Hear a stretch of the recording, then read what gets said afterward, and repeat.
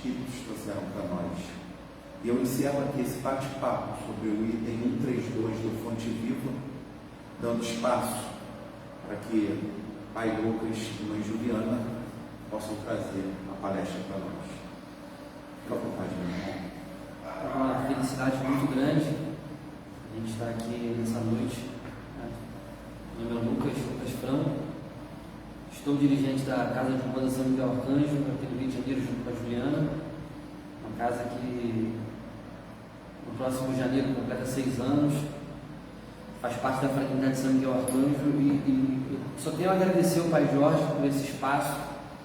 É sempre uma felicidade muito grande congregar junto com outras casas que têm ideais e visões semelhantes à nossa. O Pai Jorge, coisa de uns 10 dias atrás, me disse uma frase que me gravou, me marcou.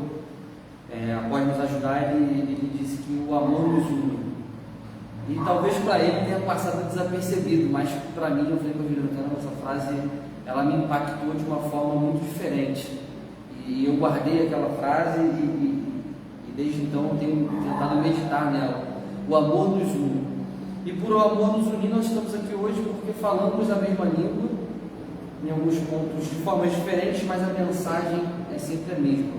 A mensagem da Umbanda, independente do rito, ou da cerimônia, ou de como essa mensagem é entregue, ela varia muitas vezes, mas a mensagem é sempre a mesma. Quando o Pai Jorge me convidou para esse estudo, eu falei, me dá uns diazinhos para eu pensar num tema, como eu sempre passo, né, esse ritual de tentar pegar o telefone para ver se eles mandam uma mensagem. O telefone, como dizia Chico, toca de lá para cá, mas a gente cata o gancho e fica ouvindo para ver se ele câmbio, e como a gente sempre faz. E dessa vez veio o tema de uma maneira um pouco diferente. Me mostraram uma imagem de uma mão pegando uma candeia debaixo da mesa e colocando em cima da mesa e iluminando o quarto. E junto com isso, um sentimento de coragem, de você pegar e movimentar, de você fazer esse ato. E daí que veio o tema, a coragem da fé. E como eu sempre faço, recorri ao Evangelho segundo o Espiritismo para buscar a orientação, buscar o norte, para começar a preparar esse estudo, que a gente deve estar falando aí em 20, 30 minutos no máximo, um bate-papo. E aí cheguei no Evangelho segundo o Espiritismo, e para minha surpresa, esse ato da candeia é uma passagem muito famosa, que o apóstolo Mateus registrou, né? Ele disse no seu capítulo 5, versículo 15: não se acende uma candeia para se colocar sobre o alqueire, mas colocam-na sobre o candeeiro, a fim de que ela clareie todos que estão na casa. Uma frase de Jesus. E para minha surpresa, no capítulo 24 do Evangelho segundo o Espiritismo, o capítulo se chama Não Coloquei a Candeia sobre o Alqueire. E eu já tinha aquele tema, né, a coragem da fé, e lendo o capítulo todo, eu cheguei num item chamado a coragem da fé. No capítulo 24, convido todos a fazerem esse estudo, a lerem o capítulo 24 do Evangelho segundo o Espiritismo. O Evangelho segundo o Espiritismo que, sem sombra de dúvidas, é um norte seguro para todos aqueles que se considerem, tenham curiosidade sobre o que é o espiritualismo, independente de qual caixa você se encontra, Umbanda, Candomblé, uma caixa mais esotérica, uma caixa mais espírita. É um norte moral para bem viver, para que possamos construir uma humanidade mais íntegra. E aí nesse item, a coragem da fé, os espíritos vão tratar muito da necessidade de reconhecermos a nossa fé através das palavras, através dos atos e principalmente através dos testemunhos e da vivência. Porque muitas vezes é muito simples. Engraçado que a palavra hoje do Fonte Viva, ela era até semelhante. Muitas vezes a gente tem na ponta da língua uma palavra, a gente tem no nosso Instagram, no nosso Facebook, uma porção de postagem da nossa fé, da nossa força de vontade, daquilo que nos protege, daquilo que acreditamos, mas nas nossas ações no dia a dia falta.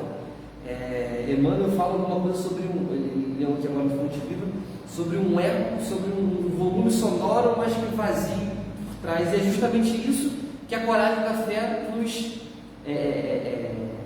busca orientar, para que não sejam palavras vazias, para que a gente tenha ações condizentes os nossos discursos, para que a gente busque não ficar só na facilidade de verbalizar, porque verbalizar é muito fácil, né? Uma vez o Roberto disse que falar, até papagaio fala, todo mundo fala, mas ter ações condizentes, ações consistentes com aquilo que a gente está falando, ou com aquilo que a gente nem fala, mas que a gente faz, porque o mais importante não é falar, é fazer, né? Tem uma frase de São Francisco de Assis que a gente gosta muito, que diz que prega o Evangelho a toda criatura, se necessário for, use palavras. Então, o que um missionário de Assis está dizendo para a gente é: pregue o tempo inteiro através do teu exemplo. Se você achar necessário, você fala alguma coisa. Você não precisa ficar gritando aos quatro cantos do mundo. Você precisa estar pregando através das suas atitudes vivenciadas dos quatro cantos do mundo. Porque a palavra, ela é importante, mas o exemplo, ele é irresistível, o exemplo arrasta.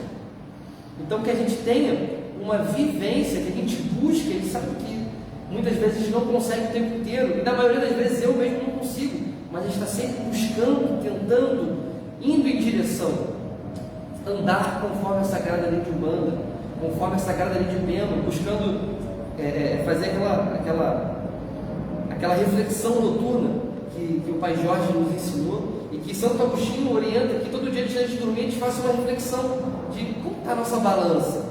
Então, que a gente fique mais nas ações do que nos discursos. É mais ou menos sobre isso que o capítulo 24 fala. Então, que a gente possa fazer uma orientação guiada nesse capítulo 24, que a gente possa tentar conversar um pouco sobre isso hoje na nossa noite. Eu sempre gosto de tentar entender o contexto bíblico. Então, Jesus, lá nas anotações de Mateus, no capítulo 5, versículo 15, ele fala sobre acender e colocar em cima da mesa. Mas qual é o contexto bíblico onde Jesus falou isso? E aí, eu convido vocês, sempre que lerem uma passagem bíblica, sempre que ouvirem um padre, um pastor, um médium, enfim, quem quer que seja, falando, busca entrar lá no Google, pegar a Bíblia. Todo mundo, acredita hoje, que tem uma Bíblia em casa, ou tem facilidade de ter uma Bíblia em casa. Tenta entender o contexto, o que Jesus disse antes, para que ele estava dizendo, o que ele disse depois. E é interessante esse exercício, porque a gente acaba descobrindo algumas coisas, fazendo boas reflexões. E quando a gente abre o texto de Mateus, lá no Novo Testamento, é o primeiro livro. E isso é algo que soa às vezes estranho. Caramba, um bandista, um dirigente falando da Bíblia, né? E é interessante porque geralmente quem fala isso não teve contato com a Bíblia. Mas se você tiver contato, você vai ver que é mediunidade de cabo a rabo. Você vai ver que é mediunidade de ponta a ponta. E mais do que mediunidade, são leis universais. Como o Pai Jorge acabou de dizer, de forma brilhante, Jesus, ele não trouxe uma religião, ele trouxe uma filosofia universal. Então, nós umbandistas podemos sim tirar excelentes lições e devemos tirar excelentes lições do texto bíblico. Então, lá no texto bíblico, quando ele vai falar sobre a candeia, antes, o que ele está fazendo antes? Antes, ele está tratando do Sermão do Monte. Então, a passagem anterior à passagem, onde ele fala para colocarmos a vela em cima, para que nós não nos escondamos debaixo do alqueire, debaixo de um vaso, mas que colocamos no local alto para que ilumine a todos, ele está falando das bem-aventuranças.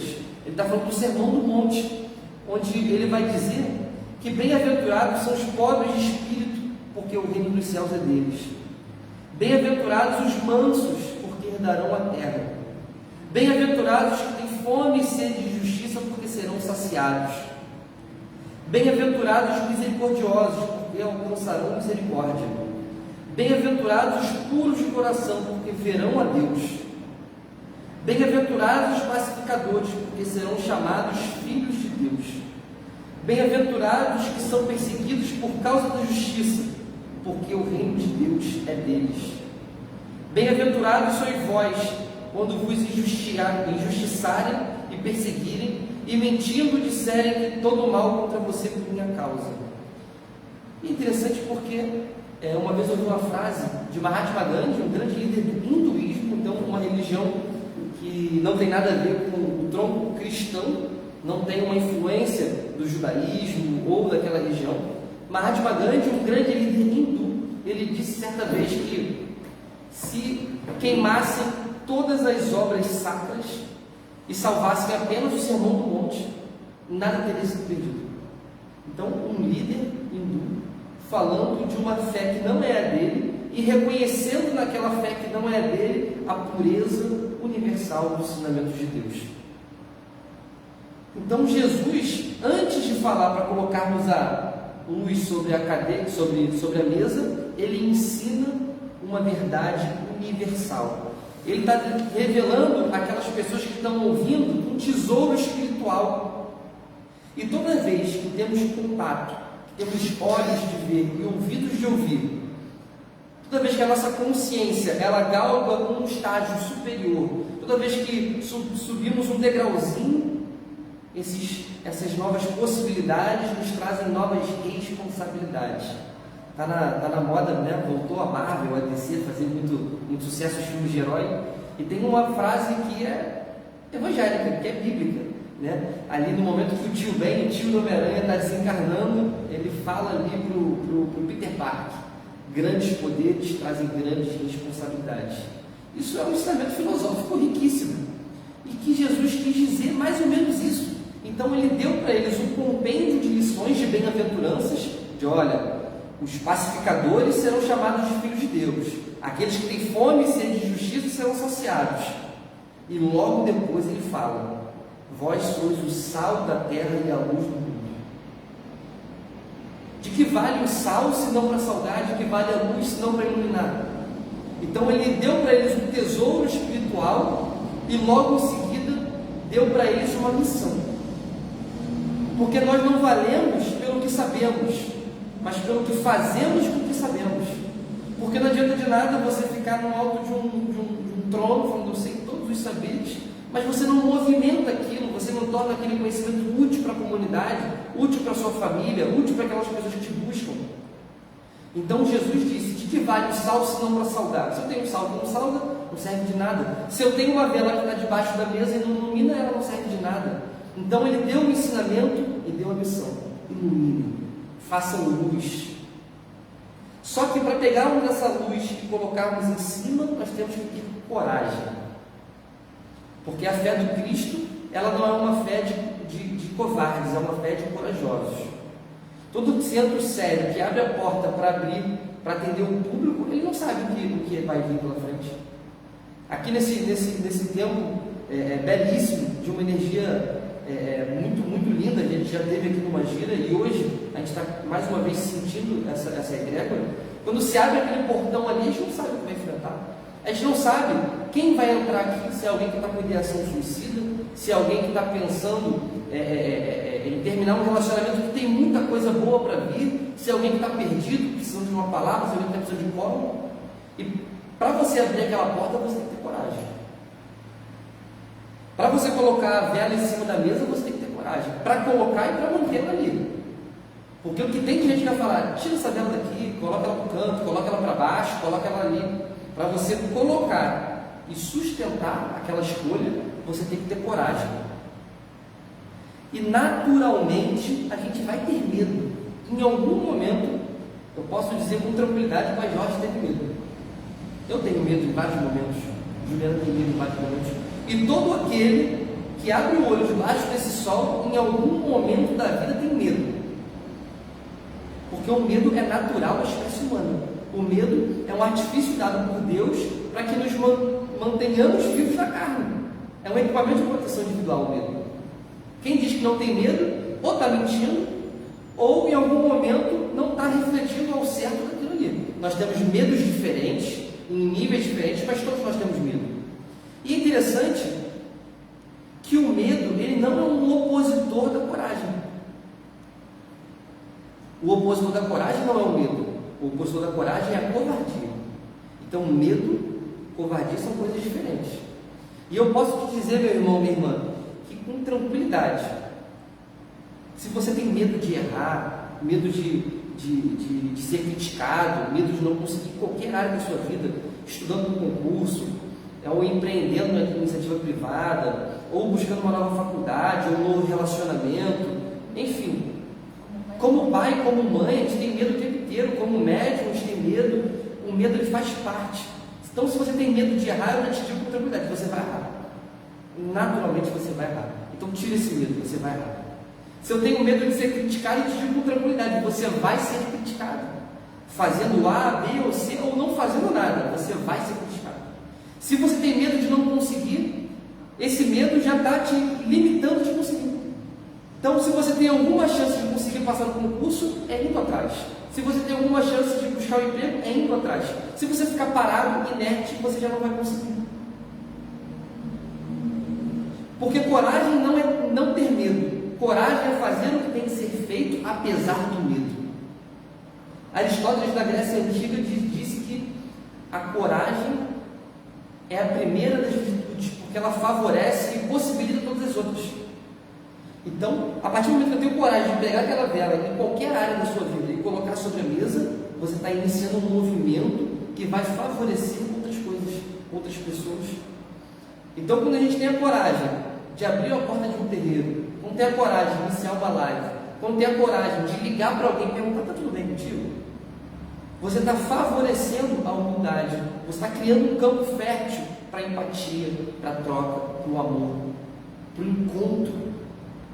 Então tenhamos coragem, lembrando que coragem e medo coexistem sempre. Coragem é fazer o que tem que ser feito apesar do medo. E uma história que eu gosto muito, os Itãs, para aqueles que não conhecem, eles fazem parte do arcabouço cultural da cultura iorubá, onde muitas culturas religiosas e não religiosas bebem nessas histórias tradicionais milenares. Nossos irmãos do culto tradicional de nação, nossos irmãos candomblecistas, de várias vertentes espirituais, nós, enquanto humanistas, algumas casas mais, algumas casas menos, mas sem sombra de dúvida são fontes de bastante conhecimento, de bastante sabedoria, porque se atravessaram tantos séculos a chegar até aqui, é porque tem muita sabedoria. Os ditados populares sobrevivem às gerações porque eles ensinam de forma clara, e os Itãs também. Naquela história narrada, através da oralidade, nós trazemos muito conhecimento. E hoje estamos aqui, graças a Deus, na casa do Caboclo Caçador, e trouxemos uma história de Oxóssi, uma história do grande caçador. E antes de começarmos, só em pensarmos na figura de caçador, nós temos a figura de coragem. Porque o caçador, e imagino que o espírito que enverga esse nome, o espírito que se enfaixa dessa falange, com toda certeza é um espírito de muito ímpeto, de muita coragem. Porque para você caçar, você tem que ter coragem. Você está entrando numa mata, muitas vezes de noite, sem saber o que você vai enfrentar, muitas vezes sozinho, porque o caçador às vezes está sozinho, às vezes está em grupo, munido ali de suas armas, munido de uma fé, uma certeza inabalável do que, independente do que acontecer, ele vai resolver. Então, que nós tenhamos sempre a proteção desses espíritos que trabalham nessas vibratórias dos caboclos, a proteção do caboclo caçador, que sobretudo são espíritos de extrema coragem.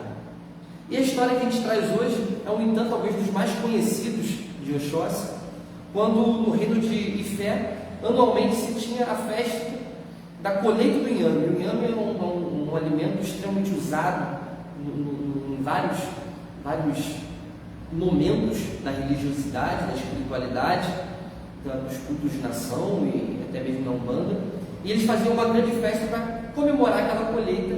E naquele ano, uma grande ave, um pássaro gigantesco, aterrorizou, aquele pássaro pousou no meio da festa, terrível. Ninguém sabia o que ele poderia fazer, se ele iria comer pessoas, se ele iria destruir a festa, se ele iria raptar alguém. Ninguém sabia o que fazer. O medo tomou conta daquele público, o medo se instalou. Em alguns não só o medo, mas também a covardia. E até que o grande rei, ele chama os Odés. Os Odés são os caçadores, aqueles que tinham o ofício de entrar na boca da mata e trazer o alimento, fazer o que tinha que ser feito apesar do medo, apesar da insegurança, aqueles que tinham a coragem necessária para envergar o arco, para envergar a lança, para envergar a faca. E vários Odés são chamados para poder proteger aquela população que estava com medo. E de Idô veio Oxotogu, o caçador de 20 flechas. De Morê veio Oxotoqui, o caçador de 40 flechas. E de Larê veio Oxotadoté, o caçador que possuía 50 flechas em seu arco. E todos eles atiraram suas flechas, todos eles lançaram suas armas e não obtiveram sucesso em abater aquela ave, aquela fera, aquele pássaro assustador, até que vem Oxô tocando Xoxô, o caçador de apenas uma flecha. E eu acredito que, tentando trazer para a nossa humanidade, você vê 3 caçadores famosos com muitas flechas e você só com uma. E naquele momento, ele, além da coragem, ele teve a coragem da fé. Ele provavelmente colocou aquela flecha no ar e no momento que ele envergou, ele estava munido de uma certeza inabalável da vitória. E provavelmente a técnica foi direcionada pelo mundo espiritual. Porque muitas das vezes a gente na nossa vida fala assim, poxa, eu queria que o guia A, o guia B me ajudasse naquele intento, me ajudasse naquela prova, me ajudasse a que eu escolha as melhores palavras, a que eu tenha a melhor conduta para que eu tenha sucesso, mas nós temos que fazer a nossa parte. O guia vai te ajudar, mas você tem que fazer a tua parte. Então não adiantava aquele grande Odé puxar o arco sem ter uma técnica. Ele tinha técnica, ele era experiente. E munido ali da espiritualidade, ele atira sua única flecha e abate aquela ave. E todos cantam, aqueles caçadores que seriam mortos, porque o rei colocou a condição de que ou matavam ou morriam, foram libertos. E toda aquela população festejava, cantando que o grande caçador de Oxô era popular. E ali ele obteve o nome de Oxóssi, o caçador de uma flecha só, o guerreiro que grita mais alto, aquele que é assertivo na boca da mata e em qualquer lugar. Então que nós sejamos como o Oxóssi, que nós sejamos como o caboclo caçador, que nós tenhamos a coragem para fazer o que tem que ser feito, que nós tenhamos a coragem para conquistar o pão de cada dia, que nós tenhamos a coragem de suportar os processos, seja de um curso, seja de um concurso, seja o processo, a ansiedade de um casamento, a ansiedade de um noivado, a ansiedade de uma doença, que nós tenhamos coragem para suportar sem resmungar, sem reclamar dos desígnios superiores e soberanos de Deus, que nós tenhamos coragem para proteger, cuidar e guiar as nossas famílias, cuidar dos nossos casamentos, porque nos dias de hoje é necessário coragem para ter um casamento, é necessário coragem para ser honesto, é necessário coragem para viver como a Sagrada Lei de Umbanda nos ensina. Que nós tenhamos coragem para recomeçar quantas vezes forem necessárias. Porque às vezes nós erramos no nosso matrimônio, às vezes nós erramos com nossos filhos, com nossos pais, erramos com aqueles que nós amamos, erramos no nosso trabalho. Então, se você errou, o erro não está feito. Tenha coragem para recomeçar quantas vezes forem necessárias. Porque em todo relacionamento humano há erros. Em todo casamento tem erro. Em toda relação de mãe e filha tem erro. Em todo trabalho tem erro. Então, que tenhamos a coragem de recomeçar. De falar, eu errei e agora eu vou fazer diferente. Porque, como Chico dizia, nós não podemos voltar atrás e fazer um novo começo. Mas a partir de agora podemos fazer um novo fim. Só que para fazer isso nós temos que ter coragem. Que nós tenhamos coragem para vencer as nossas más tendências. Muito se fala em reforma íntima, mas pouco se fala da coragem que temos que ter para iniciar um movimento sério e constante, um movimento duradouro de reforma íntima. Sabedores que 1, 2, 10, 20 encarnações às vezes não são às vezes são incapazes de conseguirmos reformar um defeito. Então que tenhamos coragem para persistir na reforma íntima. Existe uma frase de um dos santos que eu mais admiro a história, Santo Inácio de Loyola. Santo Inácio de Loyola foi o fundador da Ordem da Companhia de Jesus. Santo Inácio de Loyola tem uma frase que eu acho belíssima, que eu levo comigo todos os dias. E essa frase, ela diz que não há vitória mais bela do que vencer a si mesmo. E Santo Inácio de Loyola tinha muita propriedade em dizer isso, porque antes de se tornar de alcunha, de receber a alcunha de santo, ele era alguém muito devasso. Ele era alguém que conhecia bem os prazeres mundanos, do álcool, do sexo, que levava esses prazeres ao desequilíbrio total. Alguém que tinha um nome muito poderoso e que através desse nome muito poderoso ele foi encaminhado na vida das armas, se tornou um cavaleiro, se tornou um mestre em estratégia, se tornou alguém que conhecia o ofício de conquistar o outro, de subjugar o exército alheio. Era alguém que manejava as tropas e subjugava o outro. Era alguém que, por ser cavaleiro, por ser um nobre, tinha uma intelectualidade tão afiada quanto a sua espada. E os debates eram sempre para subjugar o outro através de argumentos assertivos. Era alguém que se tinha prazer em dominar. E numa grande batalha ele é atingido por uma bala de canhão nas suas pernas. E essa bala não gera uma amputação traumática. As pernas continuam ali, totalmente fraturadas. E ele inicia a sua via crucis. Ele inicia ali o seu processo de deserto. Ele inicia ali a desenvolver um outro tipo de coragem. A coragem moral. A coragem de você se reconstruir. E ele passa muito tempo reconstruindo as suas pernas num processo extremamente doloroso, onde sua irmã começa a apresentar a ele a vida de outro tipo de herói, os heróis da fé. E no primeiro momento ele achava aquilo tudo uma grande besteira. Muitas vezes associava a coragem da fé a uma covardia, até que a sua fratura começa a calcificar errado e ele tem que quebrar a perna de novo para colocar tudo de novo no lugar. E ele mais uma vez passa um período de deserto na cama e ele começa a aceitar aquela literatura que a irmã dele, que era alguém que tinha muito contato com a vida dos santos, lhe dava. E é interessante, estávamos conversando com o pai Jorge agora antes de começar, o quanto a gente tem que persistir no caminho literário, porque se a gente não lê, a gente é obrigado a acreditar naquilo que dizem. Então, se você não tem o hábito, se você não tem contato com a literatura, persiste. Vê um vídeo no YouTube de alguém comentando aquela obra, você vai ter novos insights, persiste. Não só na literatura religiosa, mas na literatura de maneira geral, nos romances, nos livros técnicos, você vai ver que a tua vida vai mudar. Na medida que você lê, a tua vida se engrandece. Essa é uma frase de Voltaire. Voltaire dizia que os livros engrandecem a alma.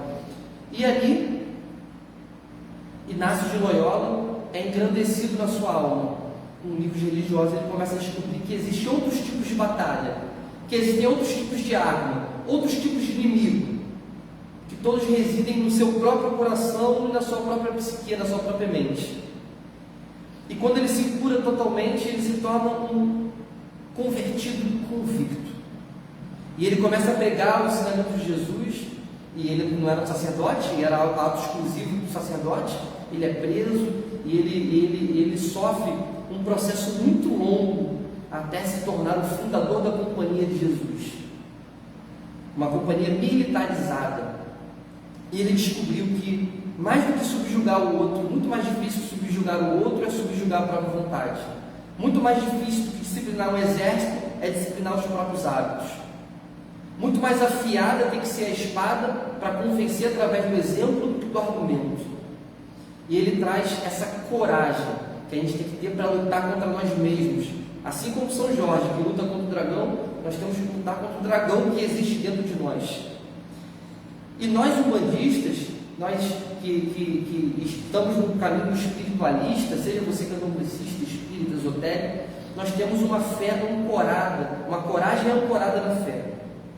Nós sabemos que, ao nos ajoelhar, nós nos mantemos em equilíbrio de pé, porque a fé pelo que nós nos ajoelhamos nos mantém de pé. Ao colocarmos a nossa cabeça no solo sagrado, ao colocarmos a nossa cabeça no lugar de Umbanda, nós estamos equilibrando a nossa vida para que obtenhamos coragem para viver a vida lá fora. E o nosso hino, ele diz: avante, filhos de fé, com a nossa lei não há.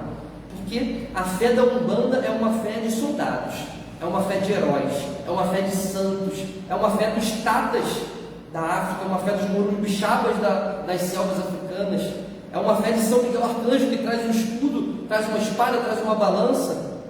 É a fé dos feiticeiros da luz, é a fé do caboclo caçador. Então nós estamos falando de uma fé que tem coragem. É a fé de Paulo de Tarso, que vai dizer a Tito, um jovem. Paulo de Tarso já tinha sofrido naufrágios, Paulo de Tarso já tinha sido apedrejado, já tinha sido subjugado, já tinha sido abandonado pela própria família. Alguém que sabia o que estava falando, ele vai dizer a Tito: Deus não nos deu o espírito de covardia, mas de poder, de amor e de equilíbrio.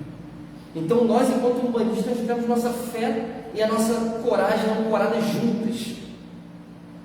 Porque Paulo nos ensinou, Deus não nos deu o espírito de covardia, mas o espírito de poder. Esse poder que o caboclo, quando bate no peito, ele traz, essa assertividade do preto velho, da gargalhada do Exu. Nós, enquanto bandistas, nós temos esse manancial riquíssimo que nos ajuda a combater o bom combate, e muitas das vezes nós não temos olhos de ver e ouvidos de ouvir. Então, de alguma forma, essas palavras que eu estou falando agora te ajudem a refletir sobre a riqueza que é uma gira de Umbanda, do preto velho sentado no topo, que a gente possa ter olhos de ouvir e ouvidos de ouvir para aprender, e mais do que aprender, para ter a coragem de colocar essa candeia sobre a mesa, para que nós possamos iluminar, para que possamos fazer o que temos que fazer apesar do medo.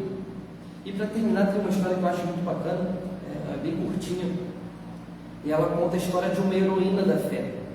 Heroína essa que nós conhecemos hoje através da mediunidade de Divaldo Pereira Franco, pelo nome de Joana de Ângeles, e em encarnações passadas ela foi Joana de Cusa. Ele até, Divaldo fala bastante sobre isso, sobre esse espírito ter encarnado com o nome de Joana mais de uma vez, se não me engano 3 ou 4 vezes. E Joana era esposa de Cusa, um grande nobre romano na Galileia. Ele era um dos representantes de César naquela região. E Joana vivia uma vida como a do seu tempo, como a da sua classe social, uma vida de um vazio muito grande, ocupado por algumas frivolidades, por alguns passatempos, até que ela tem contato com os ensinamentos do Cristo. Ela começa a falar de uma tal boa nova, de algo que transforma e muda o gosto da vida, que dá sentido à existência, que preenche o nosso espírito como nada antes havia preenchido a vida dela. E ela se inflama tal como um incêndio e começa a seguir os ensinamentos daquele nazareno, daquele carpinteiro, que para a sua classe social não era ninguém. Até que um dia, numa tarde serena, à beira do lago de Cafarnaum, ela encontra o Cristo. E aquele momento, com certeza, marcou a vida dela até os dias de hoje, porque 18, 19, 22, 21 séculos depois, ela continua carregando essa matura, ela continua carregando essa fé. Ela encontra Jesus e, naquele momento, ela vai acompanhada de uma ex-escrava, porque quando ela começou a ter esse contato, ela libertou os escravos, mas uma delas continuou com ela por sentimento de gratidão, de amizade, e a escrava ficou um pouco mais longe e ela vai conversar com Jesus. E naquele momento ela começa a reviver toda a vida dela até ali, e ela coloca uma série de queixas para o Cristo, de como o casamento dela era algo estéril, era algo vazio, de como o marido dela maltratava ela de várias formas, como o marido dela não respeitava ela de várias formas, como era uma vida vazia de sentido, uma vida pobre, por mais rica que fosse. E ela queria que de alguma forma o Cristo desse uma solução mágica para ela, como um passe de mágica, falasse algo que mudasse tudo. E Jesus escuta cada queixa dela, calado. E no final das muitas colocações de Joana, Jesus apenas pergunta: Joana, tu me amas? Ela diz: claro, mestre, eu te daria a minha vida agora se você pedisse. Eu te amo mais do que tudo. E ele então diz: volta para tua casa, volta para a tua vida, tenha coragem e seja a melhor esposa que você pode ser. Perdoe teu marido quantas vezes for necessário. Ame teus filhos com todo o teu coração, com toda a tua fé. Cuide com urbanidade, com fé, com carinho daqueles que socialmente estão abaixo de você. Tenha uma vida plena, siga a paz que agora você tem. E ela fica parada ouvindo aquilo, volta para a sua vida. Os anos vão se passando, Jesus é pego, preso, e Joana é uma das poucas cristãs que tem a coragem de estar ao lado do Cristo ali a cruz toda. Então, Joana de Cusa, Joana de Cusa, Maria Santíssima, Maria Madalena e alguns outros espíritos, alguns outros encarnados, João, foram os poucos que tiveram a coragem de não só colocar a candeia em cima, mas de sustentar, de arcar aquela escolha, falar: eu estou com ele, independente do que aconteça, porque essa fé é inabalável, não há nada material que possa de alguma forma colocar em dúvida: eu estou aqui, eu sou cristã. E ela acompanha toda a Via Crucis, toda a crucificação, Os anos vão se passando e cada vez mais aquele incêndio incendeia o seu peito, cada vez mais ela tem a certeza do caminho estreito que o cristianismo traz, mas que ao passo que é estreito, ele preenche e alimenta a alma de algo que nenhum outro alimento é capaz. E o seu marido morre, e através de uma traição política, ela fica cada vez mais pobre, cada vez mais, já morando em Roma, ela vai perdendo seus bens, e Nero é implacável na perseguição aos cristãos. E certa vez, ela no cemitério, junto com pessoas humildes, nas catacumbas de São Calixto, ela é presa pela guarda pretoriana. E ela, o filho e uma série de pessoas são levadas até uma estrada na entrada de Roma. E essa estrada, já é madrugada alta, é clareada por tochas humanas. Nero colocou vários e vários postes até Roma. E cada poste estava ancorado, amarrado no cristão que se incendiava para que iluminasse a noite. E a noite de Roma, naquele dia, estava clara. Clara pelas luzes da tortura de Nero. E Joana, já com seus 60 anos, é amarrada ao poste, e o soldado reconhece nela uma patrícia, reconhece nela uma nobre romana, e fala: mulher, abjura da tua fé, renega a tua fé. E ela fala: não posso, é mais forte que eu não consigo, eu não tenho coragem de renegar minha fé, é inabalável isso, eu não posso. E ele fala: mulher, é a tua vida. Aquele soldado, no sentido de tentar entender aquilo que está passando, porque para ele não fazia nenhum sentido. E quantas vezes no caminho espiritual nós não seguimos uma lógica material? Quantas vezes você que está me ouvindo aí, que está já há muitos anos ou há poucos anos na mediunidade, escuta de algum amigo, de algum familiar que é perda de tempo, que é loucura, que você poderia estar usando esse tempo para se divertir, para ganhar dinheiro, para fazer qualquer coisa, e você está ali vivenciando a sua fé. E aquele soldado romano, ele está falando: mas mulher, você vai morrer, tu não tem condição de abjurar a tua fé. Fala que ele te enfeitiçou, renega por fora e continua cristã por dentro. E ela disse: eu não posso, eu não consigo. E ele, no ataque de fúria, ele chicoteia a face, como a tentar tirar ela de um feitiço. Fala: mulher, esse Nazareno te enfeitiçou, o que ele te ensinou somente a morrer? E ela fala: não, ele me ensinou a viver. Ele me ensinou a amar e a, sobretudo, a te perdoar. E ele, no ataque de fúria, sem saber o que fazer, e o filho dela também falando: mamãe, por que isso? E o soldado, no ataque de fúria, então, ele dispôs então que você morra, e coloca fogo nas vestes dela.